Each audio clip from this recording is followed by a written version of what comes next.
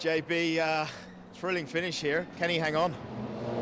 Well, I hope so, mate, obviously. It's a bit of a nail-biter, isn't it? You know, you've got 6 hours of racing, lots of pace cars, lots of things going on, and now we're down to the last 5-7 minutes or something. Yeah, he's doing the best he can. It's, as I said before, it's slow on the straights, but quick in the corners, but Bathurst got a lot of straight. And it's not just the battle for the final podium position, it's also the battle for the Class A.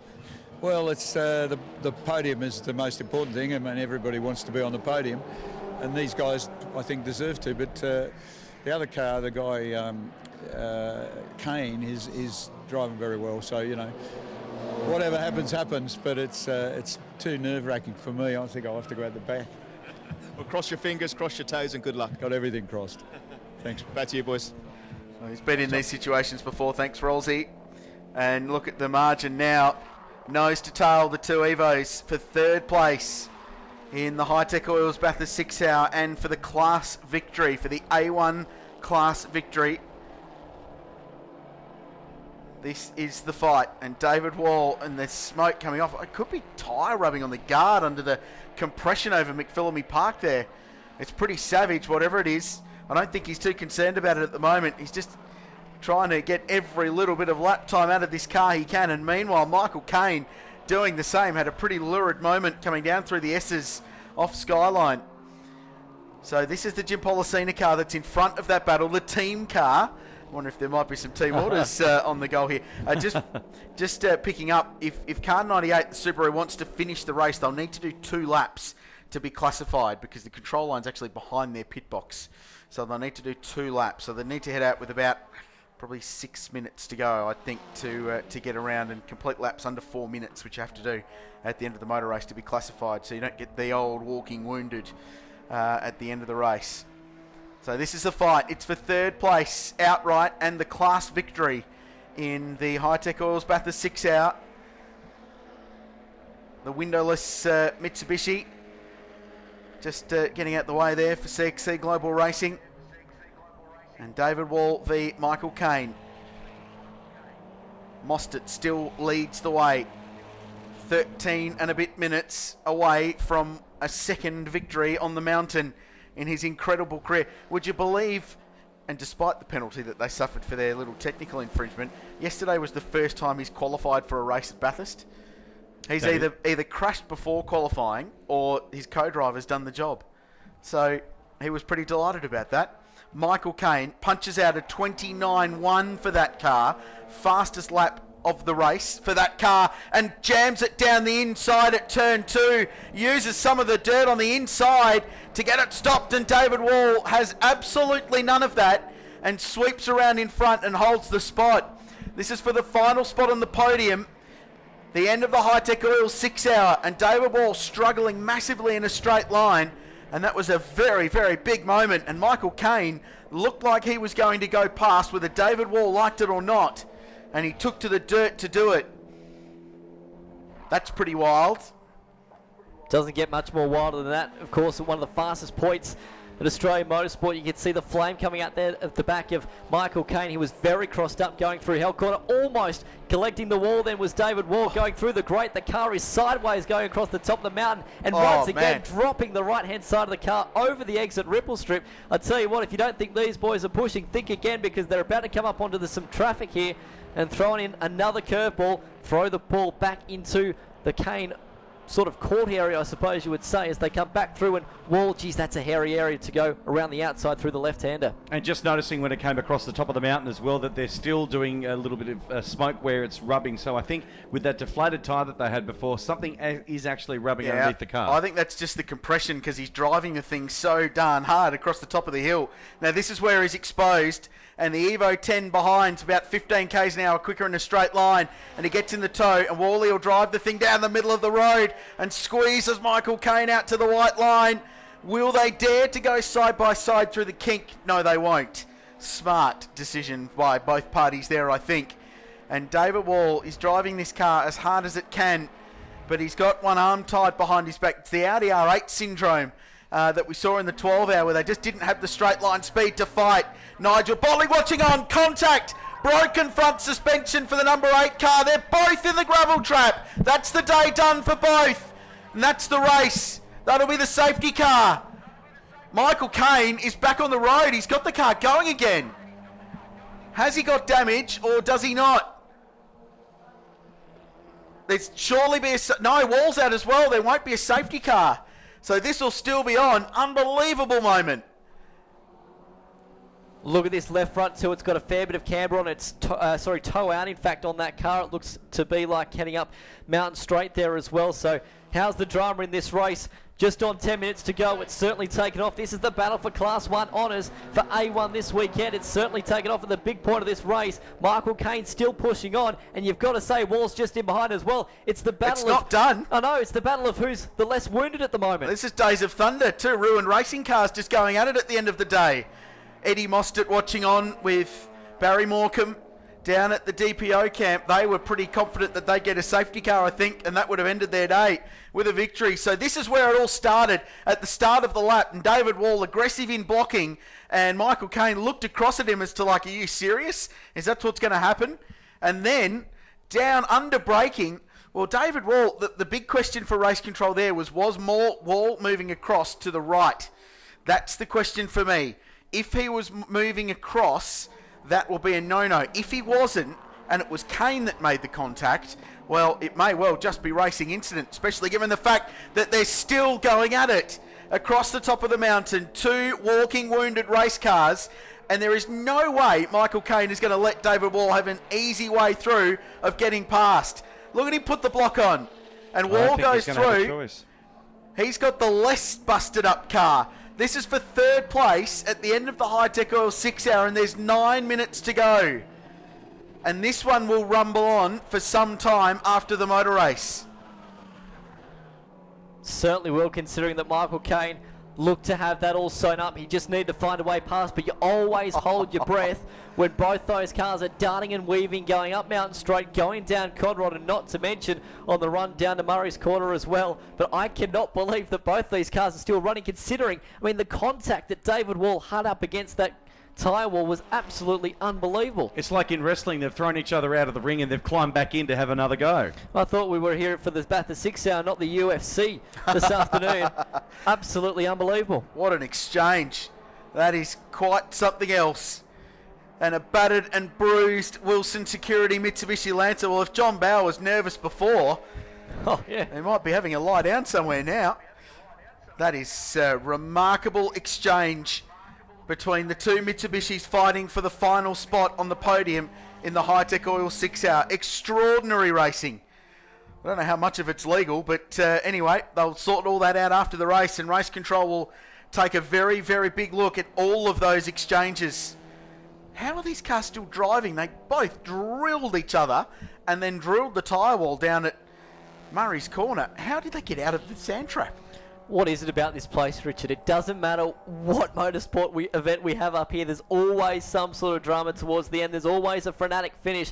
And we're seeing that once again for the High-Tech Oils Bathurst 6 hour. Unbelievable stuff. It's like the finish of every Rocky movie. Isn't That's it what it is. Battered and bruised. Let's do it again. Wow. What a motor race. Had it all today. Have we ever? A last little bit of excitement for us. Well, here's the car in 2nd place. Ian Sherrin has driven his heart out, but at this stage I think it's only going to be P2 for them, because he's still basically a full lap behind Chaz Mostert, who shared with Nathan Morecambe today, and those 2 young men have done an exemplary job in the BMW 335i. Let's talk about the 335i. That model car won 2 Bathurst 12-hour races. It won the first Bathurst 12-hour when it came back in 2007, and in 6 and a bit minutes it's going to add the first Bathurst 6-hour as well. So a very unique little bit of motor racing history at Mount Panorama there for production car racing under the Hitachi Bridge. And take nothing away from these guys, they've driven brilliantly today. They played the strategy right, the Sherrins. Here's another look at this on the High-Tech Oils replay. This exchange up at turn 2. Now I think Caine might have backed out of it there because there was a yellow flag waving for a car stop, but this is the big one. How that didn't tear the steering out of that car, I don't know. Look at the way Wally's thing drills the tyre bundle. That was 3 wheels off the ground. Just grabbed reverse and drove away. And look at John Bower, cool as a cucumber. Yep. Well, looking around, someone to validate that. Are we good? Are we still good? Are we right? well, they'll cross the line third. I think that's all we can probably say. And they'll win Class A1 for the time being, but there'll be a look at that, definitely. The stewards will have to have a look at that after the race. So there will be an investigation over those two and that exchange in a remarkable 117th lap of the High-Tech Oils Bathurst 12 hour. There's 5 minutes and 30 seconds to go. Sort of wanted to go a little bit longer now that we've seen that drama. It's unbelievable. Rollsy with reaction on that from Bowie. JB, what about that? I've never seen you so much, mate, in one day of my life. Yeah, it's pretty. Two guys going at it pretty hard. It was amazing. Really, really good racing. I mean, that's what makes this place a legendary place. And you got any fingernails left? Well, I don't chew my fingernails, but I've got some chewing gum that's gone very stale with use. And what's your view on what happened there on that incident? Totally legal? Oh, yeah. Well, I mean, it's hard racing. There was room. There's room, It's not like he cut him off or anything. The guy chose to go down the outside, and they touched wheels. That's what caused all that. So it's racing. It's going to be a fight to the finish. Yeah, it is. I think they both damaged the cars, though. So which one lasts the distance will be the key to it, I think. We shall see. Good luck. Thanks, mate. 4.5 minutes left in this motor race, gentlemen, and so there you go. There's John Bower's view on what actually happened. There was room on the outside, there's room, and then the wheels touching. So he seems to think that there's not much really in that, just more a racing incident, Brian. Isn't it great, though, of John to sort of say that? Because, I mean, there's so many places where people could possibly point the finger at, and some drivers, of course, do. But John, being the gentleman that he is, said, hey, that's racing, that's part of the game, that's what we're here to do sometimes, and push on. And it's fascinating, isn't it, how this race just continues to turn on its head with just minutes to go. I'm just so surprised that the wall and bound car didn't have more damage to it, because it absolutely clouted that tyre bundle. I reckon they'd be surprised as well. I don't think they know. That's remarkable. Unbelievable, wasn't it? I mean, if there's any discussion about the Mitsubishi's not being built strong, well, I'm sorry, but we've certainly silenced those critics this afternoon. 3.5 minutes to go in this race now as we have a look at Chaz Mostert, and he would have a very proud dad back in the pits, of course, Eddie, and he had his socks on yesterday when you were talking to them. Motor racing families, of course, have got their, and drivers have got their superstitions. He's got his socks. Got the socks, got the red ones here this weekend, was wearing them yesterday for qualifying. That worked out. In some respects it didn't. Maybe he took his socks off overnight, and that's where they got the penalty, and subsequently went down towards the back end of the top 10. But they've driven a brilliant race and really dominated the second half, and now find themselves with a pretty comfortable margin. Eddie will be one happy man. So too Nathan, not to mention Chaz himself. And the story, of course, came here in October, big crash, comes back to Mount Panorama, and now leads the High-Tech Oils Bathurst 6 hour with just a handful of minutes remaining. And not a bent panel on it all day long. Yeah, and that's the other thing as well. I mean, you look at some of these cars, it looks like they've been through World War II just about, but they've come out the other side. There's Nathan Morecambe on screen at the moment. He's got the eagle eyes. They know that the fat lady hasn't sung quite yet, and there's some certain stories. One Glenn Seaton getting very close to the end here at Mount Panorama and not getting the car across the line. Don't say it. You just did that, didn't you? You went there. I did. I went there, but look at even then, entry oversteer going the cross at the top of McPhillamy Park. Don't push too hard, Chaz. Come on, mate. Just get a home. Don't give us a bit of a heart attack towards the end. Now, it should be this lap plus one more.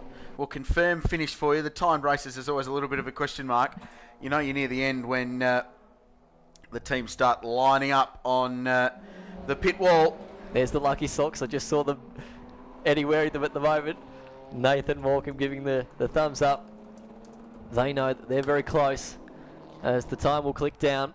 So 6:09 local Australian Eastern Daylight Time plus one lap. So by my books, we've just gone over that now. So as I said, I think it should be this one plus one more.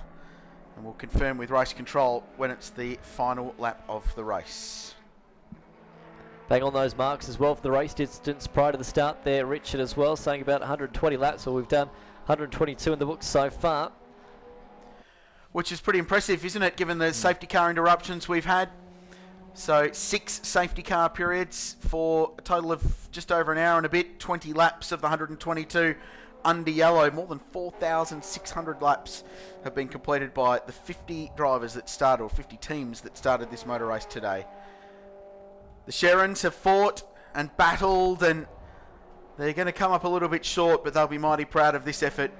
They drove very, very hard, and Ian in particular was mighty, just keeping this car on the lead lap and trying to stay in it. They really needed that last safety car, but it never came to them. But let's take nothing away from what that DPO team have achieved in the BMW camp and that 335i. It's a aged car somewhat now in production car racing terms. It's been around a while. Made its debut at Mount Panorama in 2007 for the 12 hour, and that year's production car series. 1, 2, 12 hours, was second as well. The GWS personal version of that car has won its class on multiple occasions, and the clock ticks down. We shouldn't be too far away from the final lap of the motor race. Isn't it funny as well? Ian Sherran still pushing on. He did the fastest first sector for the personal best for himself actually just then. So certainly not giving up in any stretch of the imagination, and maybe just try to prove a few little points towards the end of what has been a brilliant race. Race management confirming the leader is on the penultimate lap, which means one more after this one. So they're about to start their final lap. The checkered flag will fly on a great day at the mountain. An incredible motor race with so many stories to talk about. Looks like 34 or 35 cars still classified as running at the moment, so not a bad finishing rate given we had 50 starters. Some of them, I will admit, are what you would classify as walking wounded, but they're still circulating and they're going to get to the end very quickly. Marc-Eddy Francois Joy leading Class C. Mark Kane in the 000 Toyota leading Class D. It's still Colby Cowan in that incredible AU Falcon leading the Invitational class and 15th outright. And Demetrius Agathos is 22nd outright in the little Nissan Pulsar, and they lead Class E. So there should be one lap to go next time round for our leader, Chaz Mostert, with Nathan Walkham watching on from pit wall. We're just waiting for race control to confirm checkered flag or not. They may drop it this lap. A little bit of confusion, I think, about when they're going to fly it. Well, they haven't got the checkered flag. There's still one lap to go. No flag has flown yet. One to go for Chaz Mostert. And he'll be hearing every little nuance of that car right now, heading towards the final lap of this race. Every single nut, bolt and cranny that might be moving in that car, he'll certainly be hearing it, as he's got less now than 6.2 kilometres to go. And here's a bit of a difference too from his normal job of driving a V8 supercar. He's actually got the window down, so he'll probably have time to put the arm on there. You'll have the elbow out before you know it. Might be a bit more relaxed as well than the victory he took here in 2014 in the 1000. Not wrong. Unless they've got enough fuel in the tank. I hope they do. Could be a bit of reverse. Don't say it, Richard. Don't say it.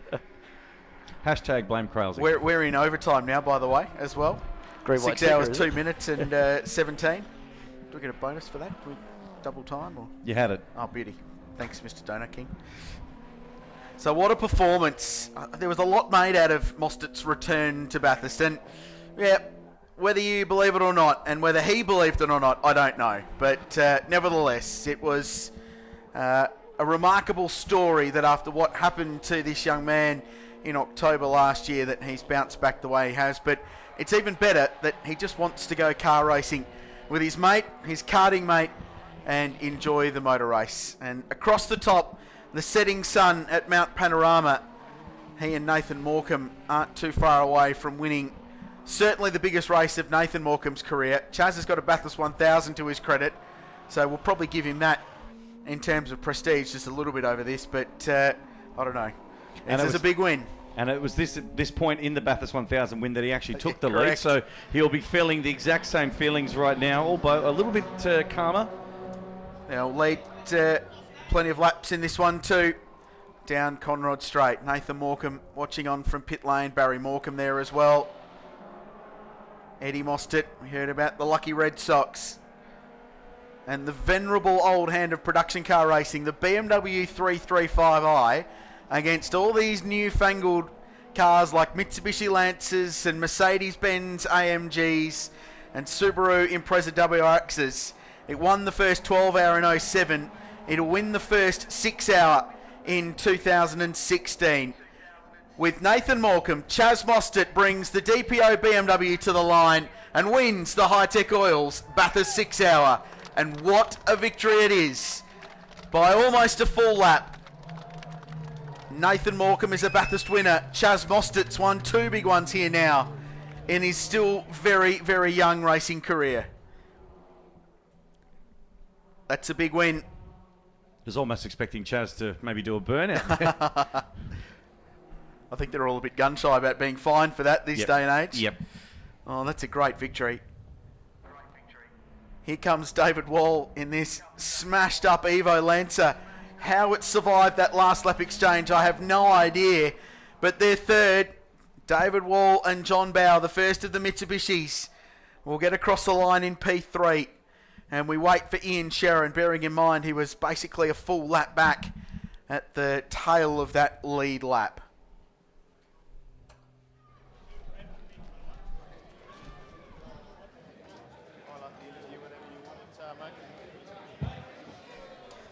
So celebrations down at the DPO camp. There's Nathan Morecambe. It's a tremendous victory for him. He's soaking it up, certainly is. He's just breathing a little bit heavier than usual and just quite letting it sink in, and emotion at the moment. But congratulations to Nathan Morecambe, and also Chaz Mostert taking that win there. And yeah, it's sort of, you can see by his body language there, just kicking around and not really sure what he has to do at this point, Richard. I don't know what to do with my hands. Ricky Bobby style. Yeah. It's a tremendous drive. He's a Bathurst winner here before. He won a Formula 3 race a couple of years ago at Mount Panorama. There's Mark Eddy and Francois Joy in the little Renault. Crosses the line. The Bathurst boys, Blake Orban, across the line. They're going to be second in Class C for the Bathurst RSL entered Renault Megane, and 14th outright. Tremendous effort. There's Ian Sharon waving to the fans and the marshals at the chase. He's cruising around on his final lap.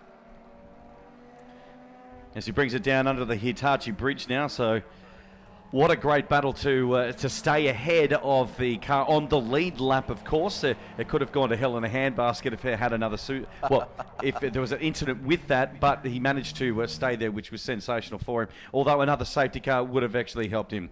Let's go down now to Rolsey in the pits with our winner. Nathan Morecambe, congratulations, High-Tech Oil Bathurst 6 hour winner. How are you feeling? Oh, over the moon. It's awesome. And Dewey, one of my best mates, is even better. Especially around Bathurst, the main track around Australia, greatest track. So that's my third win now here out of 4 races. So I'm stoked with that, even better. So, but looking forward to go seeing Chaz in the podium and doing champagne showers with him. Would you rate this your biggest motorsport victory? I reckon I'd rate it as my biggest one so far. So looking to always top it, but right now biggest one, and just want to celebrate with Chaz and all the whole team. Did a great job. So thanks to Direct Plasterboard Outlet and all the boys. And how does it feel winning such a prestigious race with your best mate? Oh, it's over the moon. Like, to win the first 6 hour race and to top it off as the first winners, and especially Class B car, even better. And just really looking forward to going seeing him and giving him a big old hug. Tremendous effort by you to hand over the car to Chad in first place. Did you have any doubt that he was going to bring it home? Nah, never any doubt. I know what he's capable of, and we come out third out of my pit stop, and we got into the lead and just kept pushing and pushing and got a gap. So when I gave it to him in the lead, I said, all you got to do is bring it home now, mate. Well, congratulations, Bathurst 6 hour winner. Give us a big thumbs up and go see your mate. Thank you. Back to you, boys. Well, there's Nathan Morecambe. Isn't he happy? Of course, he's just maybe hiding it. He'll probably let the elation out when he gets up there on the podium. So let's have a look at the top 10 leaderboard. Thanks to Ridges, Chaz Mostert and Nathan Morecambe in the BMW 335i. They've taken it out. In second place, Ian Sharon in the BMW. Then the first of the Mitsubishi Lancer Evos, David Wall coming in third. Michael Caine in the fourth position there in a great scrap that they had towards the end of that race. And then let's have a look at the V8race.com Class leaderboard. David Wall winning Class A1, Tony Virag in A2, Chaz Mostert overall winner in Class B1. B2 went to Michael Old in the Holden VE. Then back to Class C, Michael Eddy, a great result for the Renault Megane. Then in Class D, Mark Caine in the Toyota 86. And then we'll have a look at some race highlights coming up. Dimitri Agapis in the Nissan Pulsar, and then Colby Cowan in the Ford Falcon AU in the Invitational. This is how we started our day here at Mount Panorama under beautiful conditions, a little bit cloudy, and then of course a beautiful shot there from our drone at the beginning of the day. And it was full of drama and excitement at the beginning, of course. CXC meeting Holden there, of course, coming into the wall there, which ended up with a busted windshield. Of course, they had to actually take that windshield out, and also the rear one as well under the rules. Terry Nightingale had a great scrap with Nathan Morecambe earlier in the day as well. This is for the lead, and of course, racing hard, using some backed traffic there as well. The O'Donnells, in the BMW. Now, this was a bit of a scary incident there, dragging it back across the wall at one of the fastest turns here at Mount Panorama.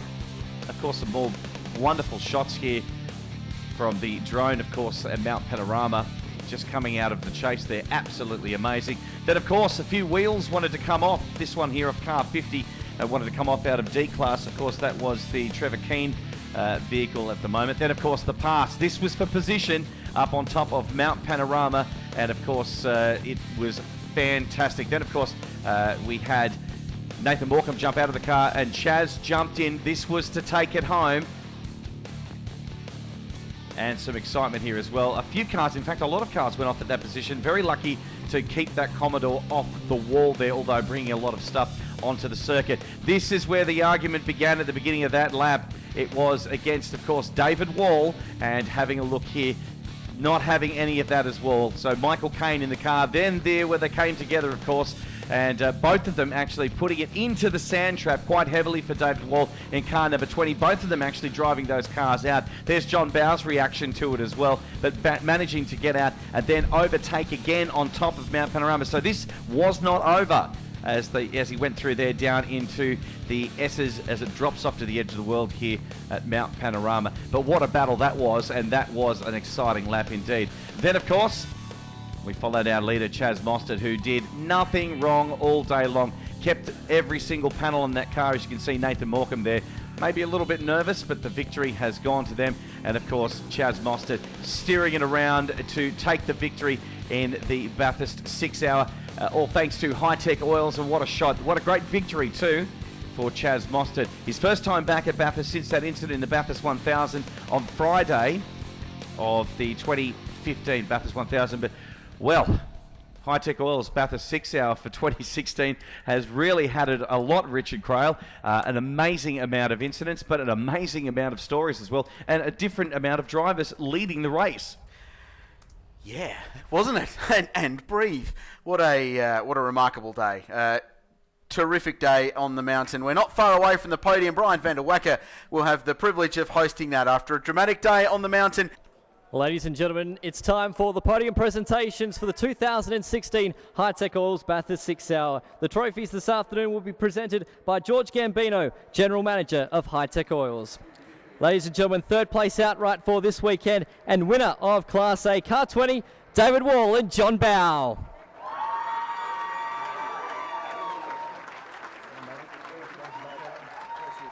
Hello, mate. Thank you. Thank you.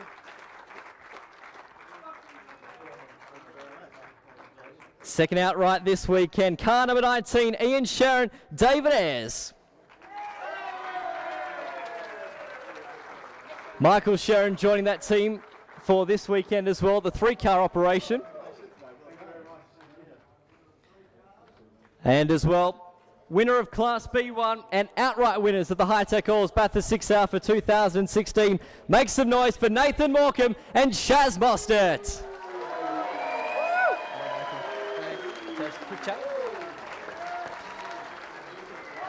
Chaz, just a quick conversation before you take your trophy. Unbelievable to be back up the top step. Of course, you took the Bathurst 1000 in 2014. What's it mean to you to be up here for the inaugural running of the High-Tech Oils Bathurst 6 Hour as P1? Yeah, it's pretty amazing. The crowd was at the 1000, a little bit bigger, but hey, quality, not quantity, right? So, big thanks to the guys at DPO. Those guys did an engine change the last couple of nights. So this wins for those guys that worked, all the way through the night. So, big congratulations to them. But for me, just to be back at the mountain with my legs straight again is a good feeling. So, thanks to everyone for coming out, supporting the 6 hour, and hopefully it can be bigger and better next year. Thank you very much, Chaz. Ladies and gentlemen, please, once again, first, second and third outright for the 2016 High-Tech Oils right here at Mount Panorama.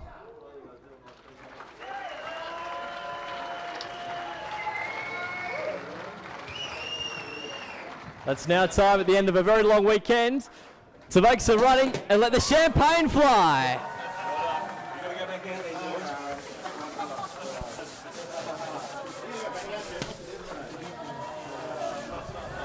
Well, another great victory for Chaz Mostert up there, of course, and these guys enjoying it. Nathan Morecambe, of course, really enjoying that victory. And better still to be doing it with his best mate, Chaz Mostert.